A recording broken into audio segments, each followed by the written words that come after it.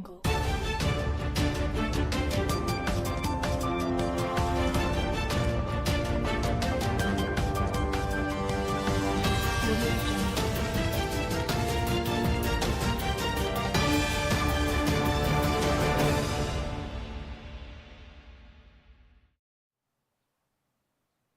Good morning, Kenya. Rise and shine to the morning momentum, your daily dose of a comprehensive rundown of the top stories making the headlines. It is the second day of September 2025, and we are glad to have you here on the program. My name is Alphonse, Ouma. Let's take a look at the top stories making the headlines on the Daily Nation this morning. On the front page, the elephant in the room, Raila fights to rescue Sakaja. Now, former premier unable to broker a truce after 2 meetings. That's what the Nation terms this morning as deadlock. Now, it's all about the game of numbers, and 123 is the total number of MCAs in Nairobi County, following the death of Kariobangi North's Joel Munuve in April. 41 is the number required, that is 1/3 of the House, to introduce the impeachment motion, and as we speak, 87 MCAs have signed the draft motion to impeach the governor. So that means the threshold for introducing an impeachment motion has been met, and 82 is the 2/3 majority that is needed to send Sakaja to trial by Senate. So we are waiting to see how that will unfold, and signaling collaboration in that broad-based government. ODM leader Raila Odinga has gone into overdrive to scuttle a plot by Nairobi County Assembly members to impeach Governor Johnson Sakaja, who was elected on a United Democratic Alliance ticket. That story is augmented for you on page 4. Now, on page 6 this morning, governors defy Ruto on public tenders system. We'll take a look at that. And on page 10, more houses torched in Mau Narok clashes. We'll also take a look at that. Now, in the education sector, schools send students home as the state delays wiring funds. Now, the 2025 capitation for 3,280,000 learners in cash, term 1, 50% was 11,122 shillings expected per learner. The paid amount was 8,818 per learner, and the balance stands at 2,304. The total amount of money disbursed is 7,557,000,000 shillings, 539,328. So in term 2, they went in with already a negative of 30%, which totals to 10,503,142,764. Now, term 2 deficit was 20%, and that totals to 14 billion rather, 593,529,178. So the total amount that is undisbursed currently stands at 32,654,211,810. And the education sector is slowly sinking into some kind of mess, and we are waiting to see how that will unfold, and of course the government's response to this. Now let's take a look at page 2. TikTok gives Kenyan artists new features but no pay yet. Now, the absence of monetization has left creators frustrated. New platform will help musicians manage their profiles and reach fans. Right, that's interesting. That is on page 2. Let's take a look at page 3, the paradox, the future of fashion, how AI is dressing up Kenya's style scene. While artificial intelligence is threatening some people's jobs, it helps others to stay afloat. Girls who depend on weekend modeling jobs for pocket money may soon find themselves without gigs. That story is augmented for you on page 3 if you want a comprehensive coverage. On page 4 this morning, inside Raila fight to rescue Sakaja. Now, MCS have accused the governor of being out of touch with the needs of residents and being inaccessible. Mr. Odinga has held 2 meetings with Nairobi Assembly leaders to prevail upon them to convince the MCAs to drop the impeachment plan. Now, Nairobi Governor Johnson Sakaja's political survival now depends on ODM party leader Raila Odinga's intervention, as a fresh impeachment bid now seems to be a matter of when and not if. Already, Mr. Odinga has met the Nairobi County Assembly leadership twice within 4 days, that is Friday and Monday, to prevail upon them to whip their colleagues to drop the impeachment plan. But both meetings have failed to reach an agreement, with another one scheduled today. Now, the bid to impeach Mr. Sakaja has been gaining momentum, with 87 members of the county assembly reported to have already appended their signatures in support of the ouster motion. This is an increase from the 70 recorded on Friday last week. The county assembly adjourned for a one-month recess on August 7th and will resume sittings on September 23rd. But standing orders allow the majority leader to petition the speaker to convene a special sitting if the petition is supported by one-third of the members, that is 41 out of the 123, a route the MCS have already signaled they plan to take. Now, let's take a look at page 5. Barchok loses bid to block his arrest. Now, former Bungoma Governor Wycliffe Wangamati presented himself at the ESCC headquarters. The governor directed to serve ESCC as ex-Bungoma boss also faces charges. This is all about probe into graft. 2.6 million shillings is the amount that Governor Barchok is accused of receiving from a contractor 4 years ago. Right, you want to catch up with that on page 5. On page 6 this morning, governors defy Ruto on e-procurement. Now, county bosses insist they are not going to absorb UHC medics before national government provides money. New procurement system is touted as the solution to funds misallocation and pending bills. Now, governors yesterday maintained their stand and demanded that Treasury stops forcing them to use the electronic government procurement system, saying that it has paralyzed operations.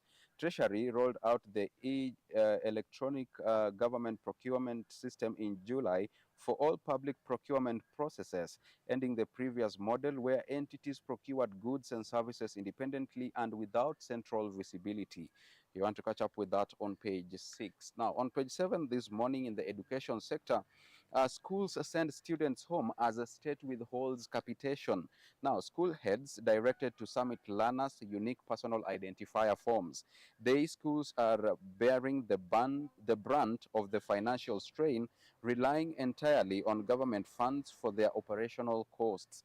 You want to catch up with that story on page 7, and let's delve a little bit into it. Now, cash-strapped schools across the country have started sending students home over unpaid fees, as union leaders led by the Kenya Union of Post-Primary Education Teachers, KUPPET, urge the government to release capitation funds to the struggling basic learning institutions.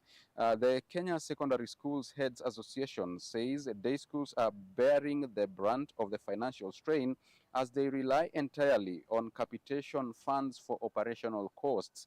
However, boarding schools are not spared, with some principals sending students home while others have set a deadline for parents to clear fees by Wednesday or risk having their children sent away. The story is beefed up for you on page 7. And now let's take a look at politics on page 8. UDA ODM mull joint tickets in mini polls to avoid rivalry.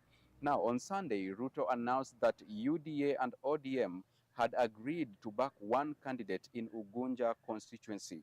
President Ruto and Raila parties weigh joint candidates in by-elections. Now, President William Ruto's UDA and Raila Odinga's ODM are considering fielding joint candidates in some of the forthcoming by-elections to avert possible fallout between the two partner parties. On Sunday, President Ruto announced that UDA and ODM had agreed to back one candidate in Ugunja constituency, which fell vacant after its MP Opiyo Wandayi was appointed CS for Energy and Petroleum. The nation has established that a similar arrangement could also be adopted in Kasipul and Magarini constituencies, as the parties seek to avoid sibling rivalry that might cost them seats. Right. So what's happening is that, ODM and UDA are intending to have joint tickets for some 3 constituencies, that is in Ugunja, Kasipul, and Magarini constituencies, to ensure that, in the broad-based government setup, they have just one candidate going for the by-elections. So, yeah, let's take a look at page 10. Tension, fresh clashes erupt in Mwisho Walami. Nakuru County Commissioner says 7 p.m. to 5:30 a.m. curfew has been imposed in Tipis and Mwisho Walami. Unidentified people set homes ablaze, leaving several families homeless. Tension remained high yesterday in Mwisho Walami on the border of Narok and Nakuru counties after three more houses were touched on Sunday evening, escalating clashes between two rival communities that have persisted for 3 days. Now, residents said that the latest attack occurred around 5 p.m. when a group of unidentified individuals stormed the area and set homes ablaze, leaving several families homeless. That story is augmented for you on page 10. Now, on page 11 this morning, Bill seeks to turn state farms into commercial enterprises. Now, boards, staff, assets, and liabilities of corporations to be transferred to new companies.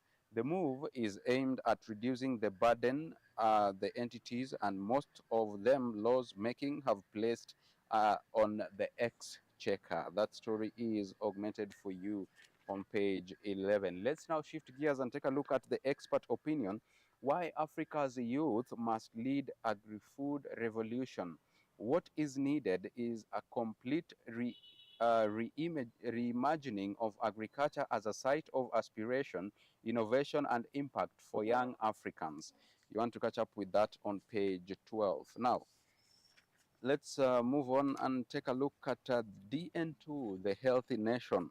This morning, it's all about the deadly neglect. Now, Kala-Azar is one of the world's forgotten diseases, but in Turkana, it's a daily fight feeding on hunger, lost in misdiagnosis, and colliding with empty blood banks. Climate change creates ideal breeding conditions for the sandflies that transmit it. You want to catch up with those insights on the health sector this morning on the DN2 health article. Now, let's take a look at what we have in the county news. We start with the Homa Bay. Fisher Folks Circle to net wealth in blue economy. President William Ruto gave the group 5 million shillings in May. Now, money to improve infrastructure, establish landing sites, enhance fish value addition. Now, that's what is happening in Ouma Bay. Let's go to Narok. School shut after death of pupil. Now, police are probing the death of a 14-year-old boy who sustained a deep neck wound under unclear circumstances at Narok SDA school on Sunday. The pupil, discovered bleeding, was rushed to hospital but died while receiving treatment. Let's go to Machakos. Climate workshop kicks off in the county. Water, irrigation, environment, sanitation, and climate change executive Rita Ndunge yesterday hosted a delegation from the Climate and Development Knowledge Network program based in South Africa. The team is in Machakos for a 5-day regional workshop on locally led adaptation, bringing together participants from across Africa. Now, let's come back to Nairobi. Water and power shortage in school. Over 1,800 pupils at St. Elizabeth Primary School in Mukuru, Kingston are grappling with acute water and proper shortages. The Board of Management and parents say the school is relying on cutted water, raising health concerns, while power cuts are disrupting learning. And a local leader attributed the water crisis to damaged pipes during ongoing road works. Kenya Power said the outage is under preview and promised to address it. You want to catch up with that story on page 18 of the Nation this morning. Let's take a look at more county news now. Children brave crocodiles as lake swallows schools. Rising waters of Lake Baringo have cut off villages, forcing learners to wade through floods as learning grinds to a halt.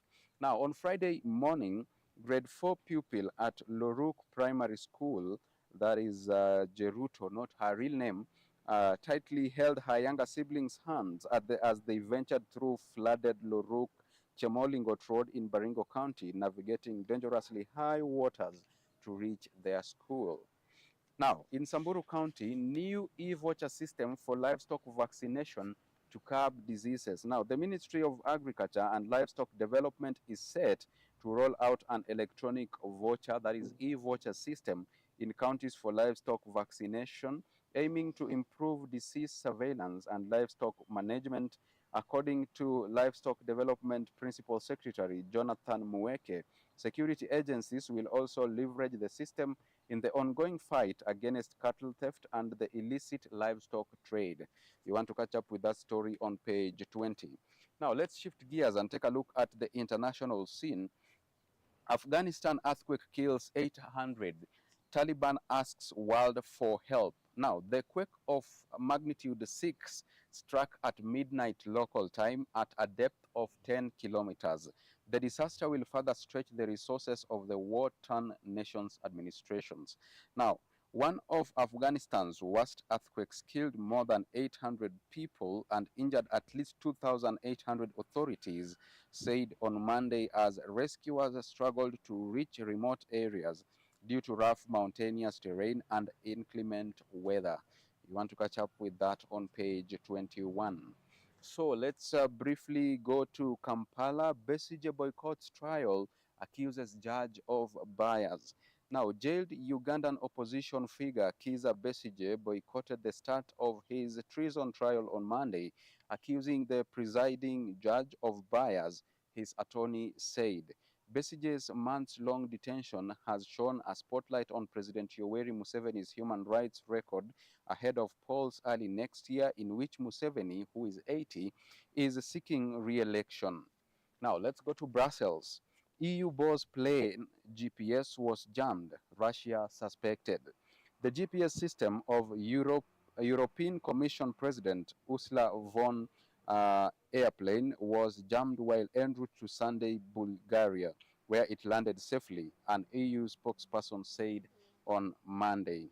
Now, the Russian government did not immediately reply to a request for comment, and the EU gave no further details, but spokesperson said the incident would reinforce the bloc's unshakable commitment to ramp up defense capabilities.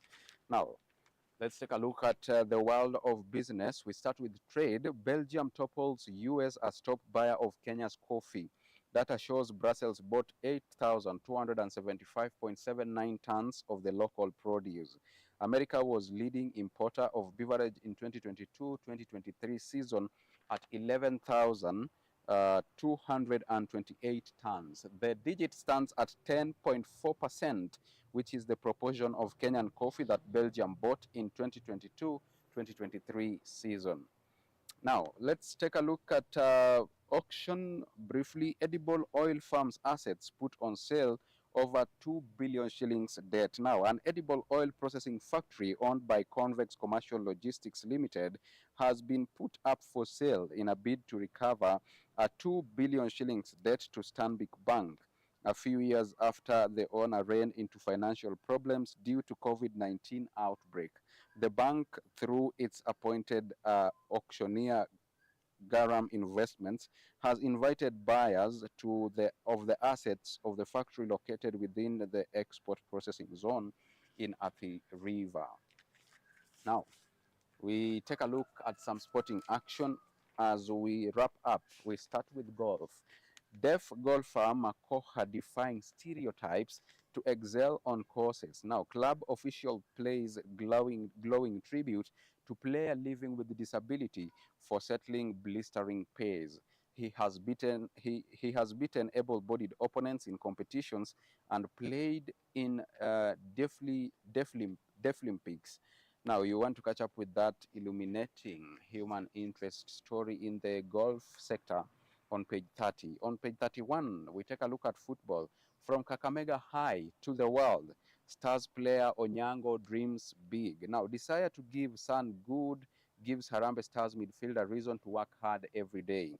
The Gor Mahia defender won 2 Man of the Match accolades against DR Congo and against Madagascar in Chan. You want to catch up with that story on page 31. And on the cover page this morning, tough decisions in naming Stars squad to face Gambia. Now, Harambee Stars player shift focus to 2026 FIFA World Cup qualifiers. Coach McCarthy mum on Odhiambo's absence as Harambee Stars report for first training session. And that is what is augmented for you on the cover page of the nation this morning. Also, this morning, Jep Kemboi aims for the skies in World Athletic Championships. Her dream has always been to emulate her role model, the 2015 World Javelin champion Julius Yego. But first rising national women's javelin record holder Irene Jepkemboi reckons she can do more at the 2025 World Athletics Championships. Now, with that story of Jep Kemboi on Dreaming Big, we come to the tail end of today's session of the Morning Momentum. Thank you so much for staying with us and for choosing to watch this program right here on Younib TV. Our heartfelt gratitude goes to all those who made this broadcast a success. Behind the lens, Elias Mushina, and the chief controller this morning has been Penina Washera. My name is Alphonce Ouma. See you tomorrow at the studio, same time. Until then, do have a beautiful Tuesday and a productive week ahead of you. Bye bye for now.